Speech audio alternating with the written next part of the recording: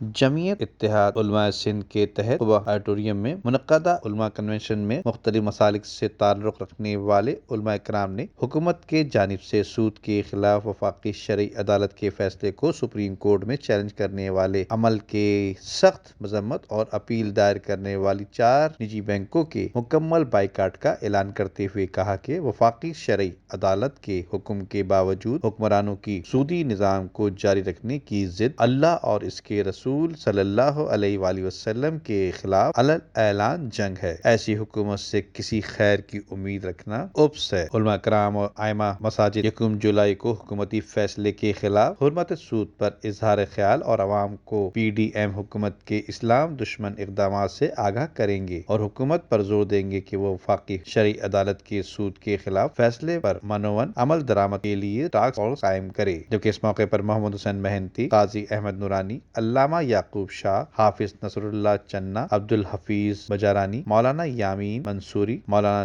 جکھرو، مولانا عبدالوحید اور دیگر نے بھی خطاب کیا۔ ندیم صدیقی، میٹرو 7 پاکستان۔